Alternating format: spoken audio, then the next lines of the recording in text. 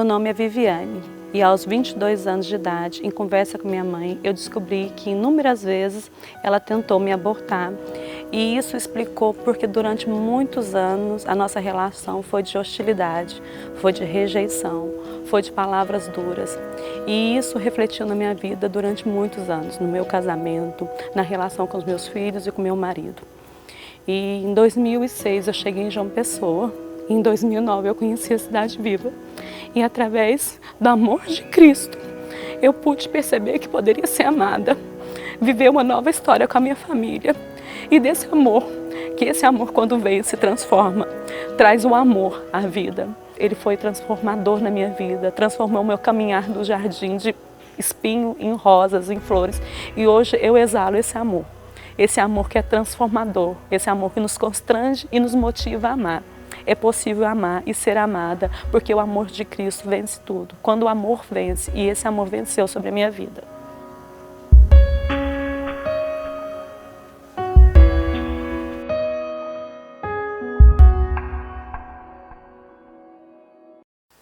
Hoje quero falar com vocês de um tema que é forte. Quando o amor vence o orgulho. Aí você pode estar pensando assim, epa, mas essa mensagem não é para mim que eu não sou orgulhoso? Será que não? O que a Bíblia me ensina é que todos nós seres humanos temos uma tendência sim muito forte a sermos orgulhosos. A nos orgulhar do que fazemos, a nos orgulhar do que temos, a nos orgulhar do que conquistamos.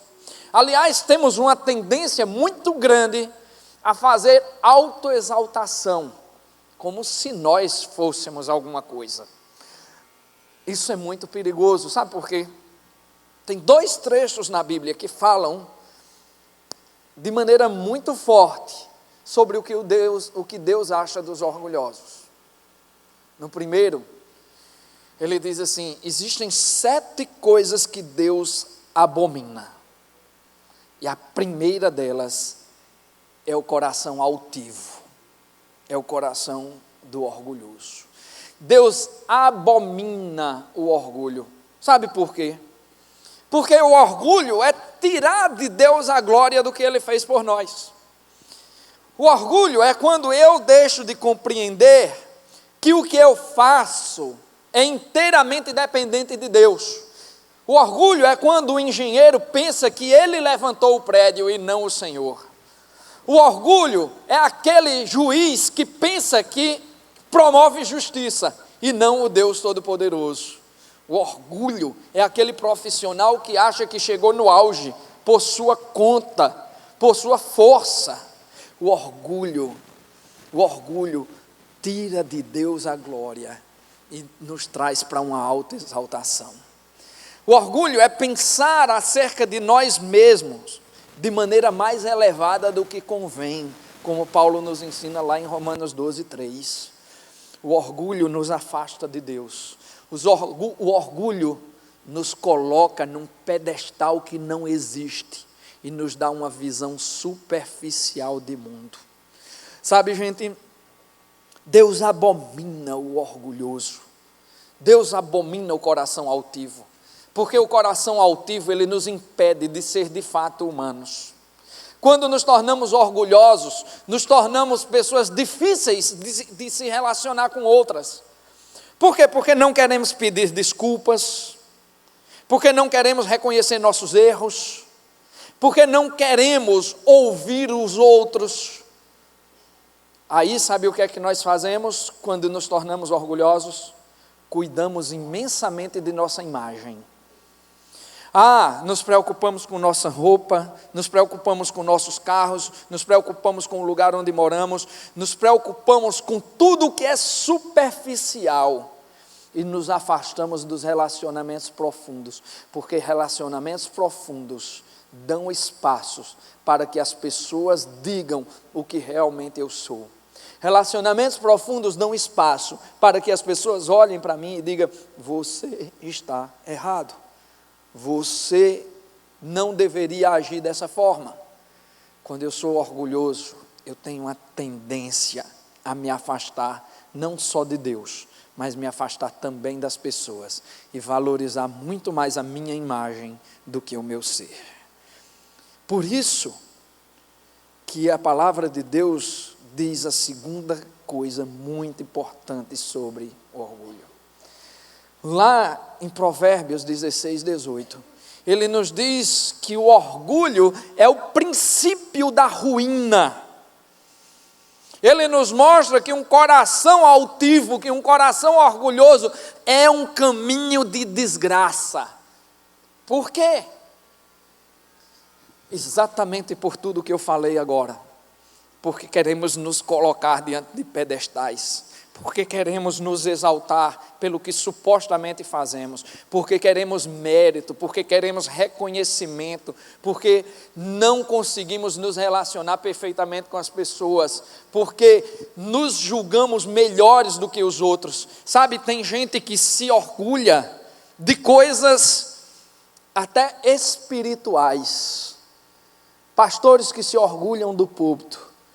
E eu vou dizer a vocês, meus irmãos, se alguém sobe neste lugar sem entender que é completamente dependente de Deus, se alguém chega aqui sem compreender que sem Deus nós não somos nada, se alguém chega aqui em cima sem tremer diante de Deus, está fadado a fracassar em tudo que vai fazer aqui em cima.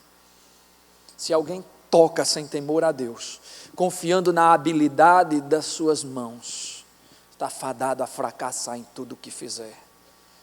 Nós precisamos entender o valor das palavras de Cristo. Sem mim nada podeis fazer.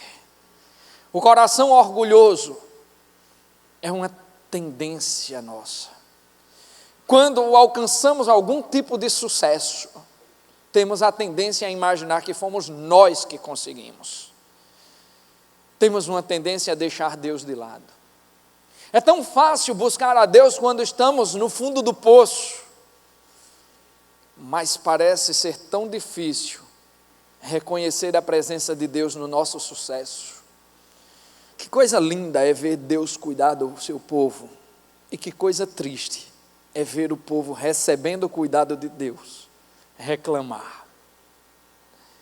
Sabe, se Deus tirasse de nós tudo aquilo que nós reclamamos, você já parou para pensar? Olha como nós somos orgulhosos e altivos. Nós reclamamos de tudo ao nosso redor. Ninguém pode fazer uma coisinha diferente do que nós queremos e começamos a reclamar rapidinho. Agora imagina se Deus tirasse de você tudo que você reclamar. Minha mãe é uma chata. Puf, morreu sua mãe. Meu carro é uma porcaria. Puf, vai andar de ônibus. Minha casa é muito pequena. Puf, vai morar na rua. Tu já pensou quanta coisa tu reclama sem futuro, somente pelo teu orgulho, porque tu querias morar num prédio que desse pompa, porque tu queres um carro não para andar, mas para mostrar para os outros, porque tua roupa tem que ser de marca, mesmo que tu não possas pagar, mas ela tem que ter aqui um símbolo bacana assim, de uma marca, de uma grife legal, porque tu estás preocupado com a tua imagem e não com o que tu és. O Senhor te convida a olhar para o que você está construindo na sua vida. O Senhor te convida a olhar para o teu lugar no mundo e para o lugar dele no mundo. O Senhor te convida hoje para, através do amor dele, vencer o orgulho na tua vida. Deus é tão lindo e tão maravilhoso que prepara caminhos para nos livrar do nosso próprio orgulho. E independentemente do que nós façamos, Deus preparou caminhos lindos para nos livrar do nosso próprio orgulho. E sabe por que Ele preparou isso? Porque Ele não nos quer no caminho da ruína. Porque o orgulho é o princípio da ruína. E Deus não nos quer no caminho da ruína. Deus nos quer no caminho do seu projeto. Então eu quero convidar você a abrir sua Bíblia agora. Em 2 aos Coríntios, capítulo 12, a partir do verso 7. Nesse trecho da palavra de Deus, enquanto você abre, eu quero contextualizar um pouquinho. Paulo entra numa luta muito feroz em duas frontes de batalha. Primeira, contra os orgulhosos e contra o orgulho. Paulo enfrenta pessoas orgulhosas que querem derrubá-lo e ao mesmo tempo enfrenta a sua própria tendência de ser orgulhoso. Nesse texto, no comecinho do capítulo, Paulo fala sobre uma revelação maravilhosa que ele recebeu de Deus. Paulo fala que ele foi elevado aos céus. Ele diz, não sei se em corpo ou em espírito, mas sei que foi elevado aos céus. E ali recebeu uma visão tão tremenda, cujas palavras não são capazes de descrever. E Paulo tem consciência de que naquele momento ele recebeu algo que nenhum cristão em nenhum tempo recebeu e nem receberá: a honra de olhar o paraíso, de olhar a glória de Deus e voltar para esta terra. Portanto, Paulo diz, eu poderia me gloriar de todas essas coisas, mas poderia porque isso é verdade, mas não o farei. Porque aquele que glorie-se no Senhor e não em si mesmo. E Paulo começa a discorrer sobre a questão da autoexaltação. Por quê? Se você olhar ao longo de Atos dos Apóstolos, se você olhar ao longo das cartas paulinas, você vai ver que Paulo se deparou com muita gente orgulhosa, querendo ser super apóstolo, querendo estar acima dele, querendo ser melhor do que ele.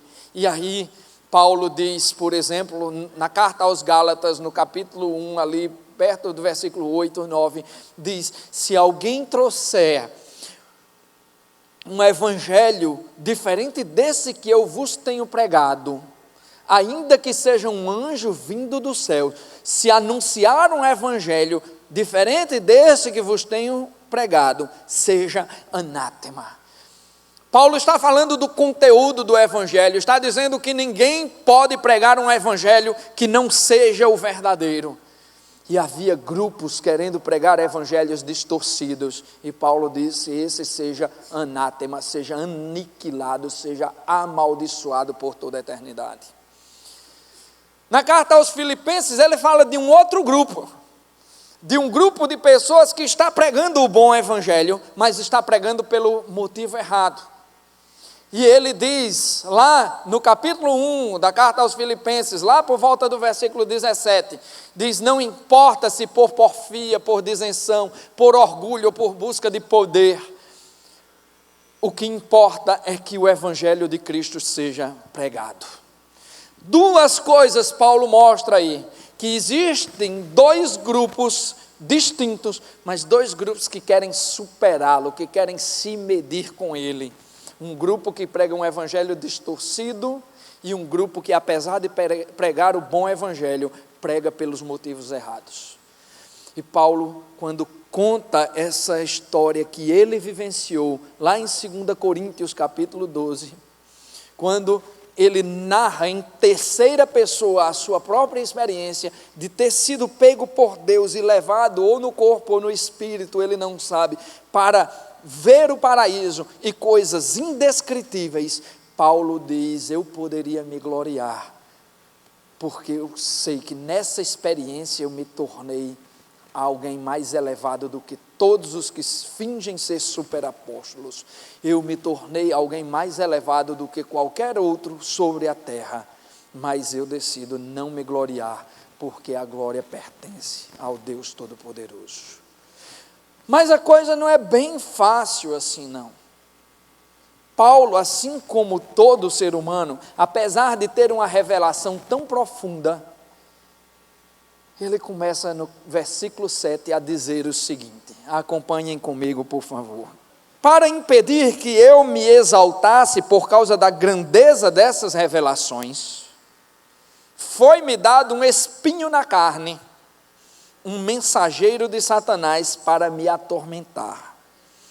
3 vezes roguei ao Senhor que o tirasse de mim, mas ele me disse: minha graça é suficiente para você, pois o meu poder se aperfeiçoa na fraqueza.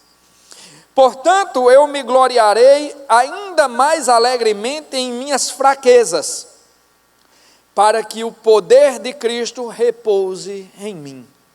Por isso, por amor de Cristo, regozijo-me nas fraquezas, nos insultos, nas necessidades, nas perseguições, nas angústias, pois quando sou fraco é que sou forte. Vamos orar mais uma vez, rapidinho. Senhor, quero te agradecer pela nossa fraqueza, porque sei, Senhor, segundo o teu ensino, que é na nossa fraqueza que a tua força se aperfeiçoa em nossas vidas. Portanto, te peço, Senhor, que a força do teu Espírito venha sobre nós, quebrando os nossos corações orgulhosos e nos enchendo da percepção do que tu tens feito por nós. Em nome de Jesus te peço, livra-nos do orgulho e enche-nos da tua presença. Amém. Deus apresenta por meio desses versículos os 4 caminhos que Ele escolheu para, por meio do seu amor, quebrar o nosso orgulho. E o interessante aqui é que o remédio que Deus dá para quebrar o coração orgulhoso é o sofrimento. A primeira lição que eu tiro desse texto, quando Paulo diz, para impedir que eu me exaltasse, eu recebi um espinho na carne, um mensageiro de Satanás. Eu entendo que Deus nos protege do nosso próprio orgulho, em primeiro lugar, criando um contraste entre a sua magnífica revelação do mundo e a nossa fragilidade humana. Paulo recebeu uma revelação tremenda, mas Paulo ganhou de presente também um espinho que lhe feria a carne. Sabe, queridos, eu sei que eu estou diante de uma plateia privilegiada, altamente privilegiada. Privilegiada intelectualmente, materialmente, espiritualmente.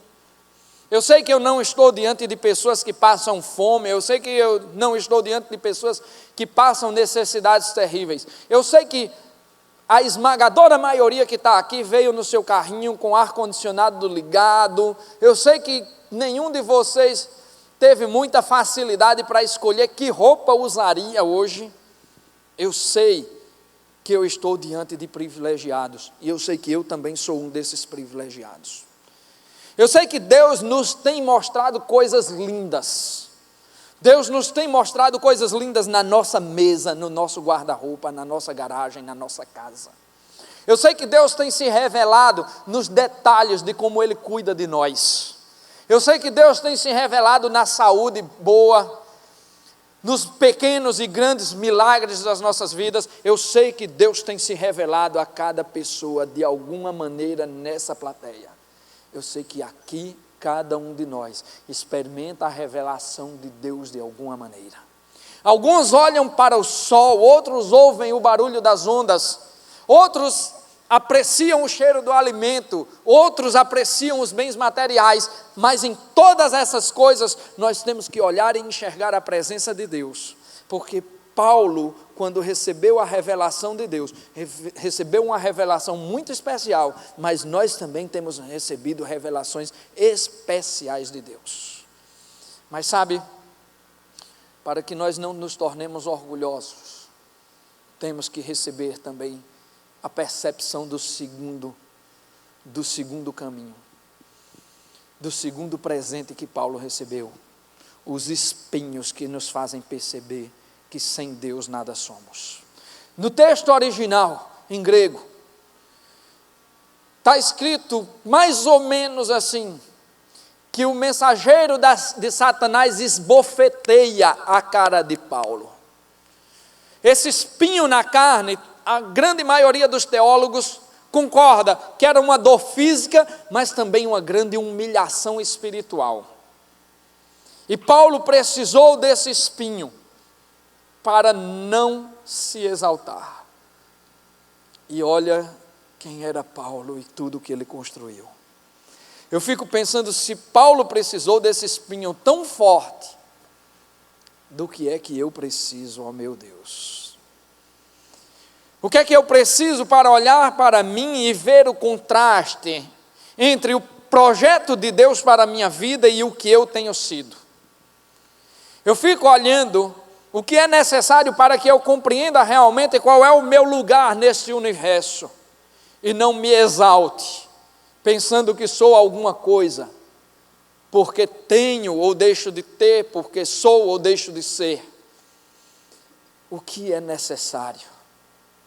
É necessário, em primeiro lugar, que eu olhe para mim mesmo e olhe para a grandeza desse mundo, olhe para as minhas fragilidades e perceba o quão distante eu estou da perfeição do projeto de Deus. Esse espinho na carne mostrava diariamente a Paulo: tu és pequeno, Paulo, tu és pequeno. Paulo se chamava Saulo, e Saulo na língua grega quer dizer o exaltado, mas Paulo na língua latina quer dizer o pequeno. O homem que era o exaltado tornou-se o pequeno, mas para tornar-se o pequeno ele teve que ter um espinho na carne para perceber o contraste entre o projeto de Deus para a vida dele e o que ele de fato estava se tornando. É necessário que nós olhemos com humildade também para o que somos, que nós percebamos com humildade o projeto de Deus e a sua grandeza, para que nos entreguemos de fato a Ele. No versículo 8, Paulo diz assim: 3 vezes roguei ao Senhor que o tirasse de mim, mas Ele me disse: minha graça é suficiente para você, pois o meu poder se aperfeiçoa na fraqueza. A segunda forma como Deus nos protege do nosso próprio orgulho é permitindo certo grau de sofrimento a todo ser humano. Gente, quando eu leio essa passagem, algo muito forte vem dentro de mim. Eu estou vendo o maior de todos os evangelistas, o homem que sofreu naufrágio, picada de cobra, foi assaltado, apanhou em nome de Jesus, o homem que evangelizou todo o mundo conhecido de sua época, o homem que abandonou sua exaltação para ser o pequeno servo do Senhor, o homem que dedicou toda a sua vida a Cristo Jesus, clamando, dizendo: Senhor, tira de mim esse espinho, Senhor, tira de mim esse espinho, Senhor, tira de mim esse espinho. Não 3 vezes, porque 3 representa a totalidade, representa um número imenso de vezes. Paulo pedindo, e Deus olha para ele e diz: a minha graça te basta. E eu me pergunto: que graça é essa? Que graça é essa que nega a cura a um servo tão fiel? Eu fui criado dentro da igreja, eu fui discipulado dentro da igreja, aprendendo uma noção muito diferente de graça. Eu aprendi que graça era assim: quando você sai de sua casa, você está doente, aí você liga para os seus amigos, ou você vai no culto ali da esquina, e se ajoelha, e ora, e Deus cura, aí você diz: eu recebi uma graça de Deus, que é a minha saúde. Quando você está desempregado, quando uma pessoa está desempregada, ora, se ajoelha e recebe um emprego. Aqui está a graça de Deus. Quando uma pessoa está precisando desesperadamente de um lugar para morar, ora e vem uma casa. Eu fui ensinado que graça era isso. Mas eu estou vendo Deus dizer não a Paulo. E dizer: Paulo, eu não vou te curar, porque a minha graça te basta. Que graça é essa? Eu tive o privilégio, porque sei que Deus nos trata em todas as coisas, mas eu tive o privilégio de aprender o que é essa graça da maneira mais difícil de todas. Eu aprendi o que era graça, olhando pelo buraco de uma porta de hospital. E dentro daquele quarto estava meu pai infartando, e os médicos tentando ressuscitá-lo.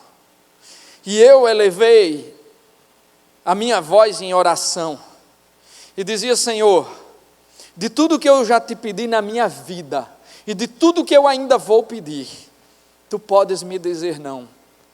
Mas nesta noite, Pai, eu te peço, faz o meu pai se levantar com saúde daquela maca.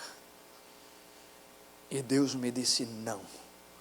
O não mais sonoro que eu ouvi da voz de Deus foi o balançar da cabeça de um médico, que depois de ver o meu pai, que tinha perdido o meu pai, ele apenas balançou a cabeça. E eu me virei de costas, como se eu pudesse negar tudo o que estava acontecendo, e corri para o meio da chuva, e olhei para os céus e questionei: Deus, por quê? O pedido mais importante da minha vida, tu me negas. E o Senhor me mostrou ao longo do tempo, que o não também é gracioso. O não que ensina, o não que nos impõe limites, o não que nos mostra quem somos dentro desse universo, o não que me faz contrastar com o poder de Deus, o não que me faz perceber impotente. Deus me mostrou que a morte do meu pai viria para a salvação de muitas almas. Deus me mostrou que a morte do meu pai teria significado eterno na minha vida, mas sobretudo Deus me mostrou que eu poderia viver sem meu pai biológico, mas não poderia viver sem a sua presença. Eu aprendi a duras penas que a graça a que Deus se refere quando diz a Paulo: a minha graça te é suficiente, é a presença dele em nossas vidas. Eu aprendi a duras penas que a graça de Deus é suficiente para qualquer um, porque Ele é melhor do que a saúde, porque Ele é melhor do que a riqueza, porque Ele é melhor do que o amor humano, porque Ele é melhor do que a altivez, porque a presença dEle é melhor do que qualquer coisa. Porque, como Paulo ensina, os sofrimentos do presente tempo não são para ser comparados com a glória que está por vir. Eu aprendi na morte do meu pai que a graça não tem nada a ver com o que eu recebo ou com o que eu deixo de receber de Deus. A graça tem a ver com a presença dEle na minha vida, com o conforto dEle em toda situação. A graça tem a ver com eu me perceber pequeno e frágil e dependente dEle. E eu agradeço a Deus, agradeço imensamente por ter um Deus lá em cima, que tudo pode, inclusive dizer não a um servo pecador. Ele disse não ao maior de todos os apóstolos, por que não diria a mim, um pequeno miserável pecador? Aprendi que a sua graça é o ensino, é a presença, é o não e o sim, cada coisa no seu tempo. Aprendi que a sua graça é depender dEle em todas as situações. Aprendi que a graça de Deus se manifesta no meio do deserto, no fundo do poço, na cova dos leões. Aprendi que a graça de Deus se manifesta na vida e também na morte, na saúde e também na doença. Aprendi que a graça de Deus é andar lado a lado com um Deus que tem coragem de me dizer não, quando eu quero ouvir um sim, mas quando o que eu preciso realmente é me curvar.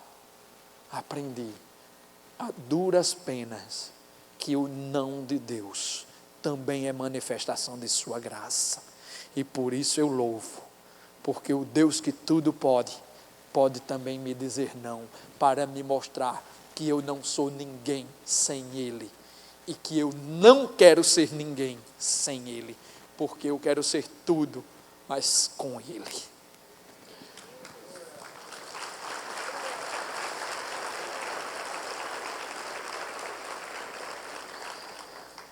No versículo 9, na parte B, ele diz: portanto eu me gloriarei ainda mais alegremente em minhas fraquezas, para que o poder de Cristo repouse em mim. Aprendo a terceira lição, que Deus me livra do meu próprio orgulho, apresentando a minha impotência humana e o poder absoluto de Cristo.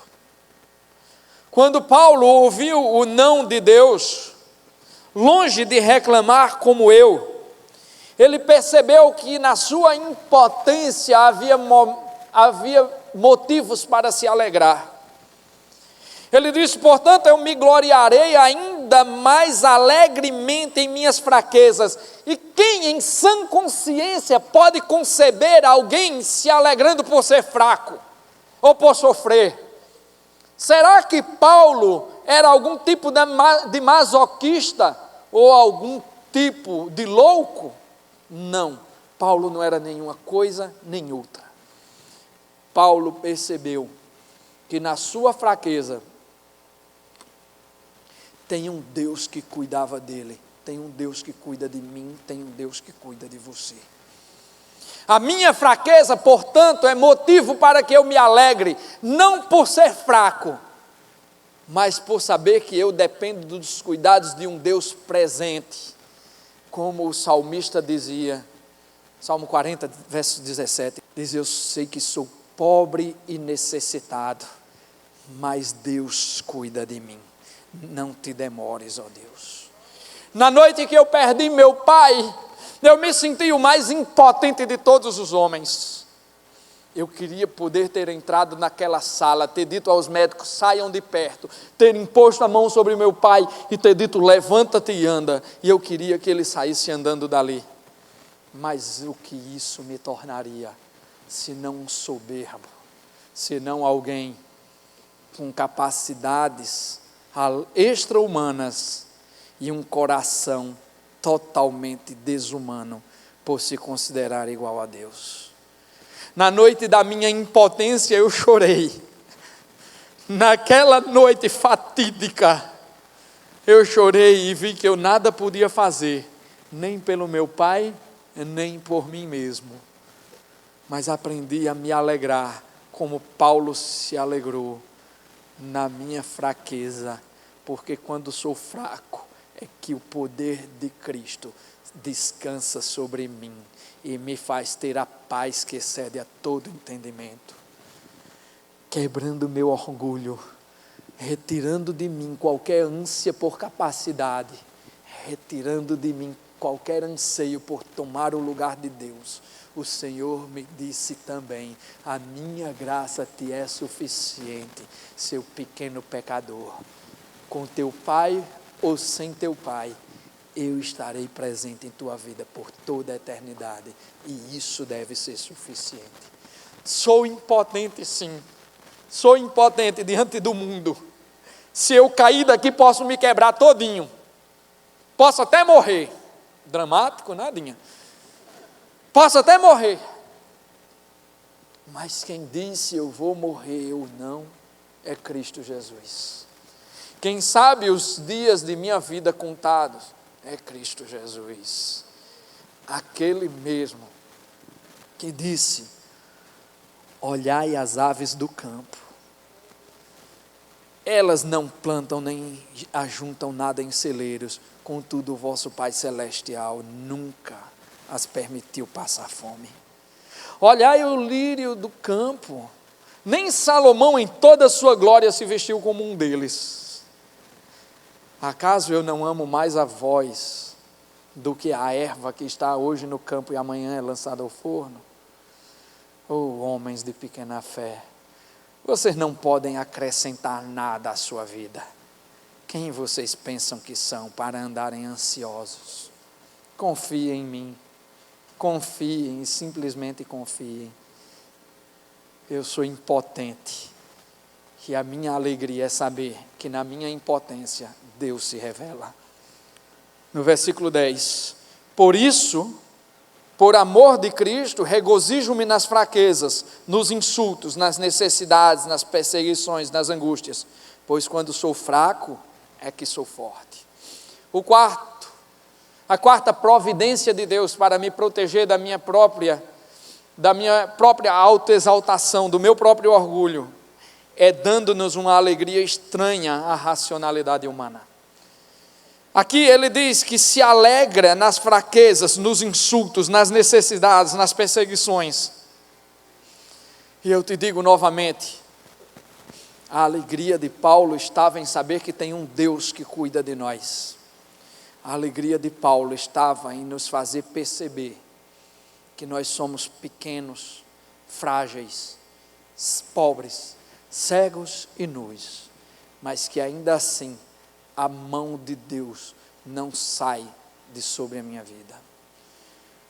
A alegria de Paulo estava naquilo que está escrito no Salmo 90. 1000 cairão à tua esquerda e 10.000 cairão à tua direita, mas o Senhor te sustentará. A alegria não está em sofrer, a alegria está na certeza de que sofrendo ou não sofrendo, é Deus quem cuida de mim. A alegria é não ser orgulhoso o suficiente para pensar que eu posso cuidar de mim mesmo. A alegria é me desprender de todas as forças que eu penso que tenho e entregar o controle de minha vida nas mãos de quem tudo pode, de que tem o poder de tudo fazer, inclusive de dizer não. A minha alegria é saber que eu sou impotente, mas que quem cuida de mim tudo pode.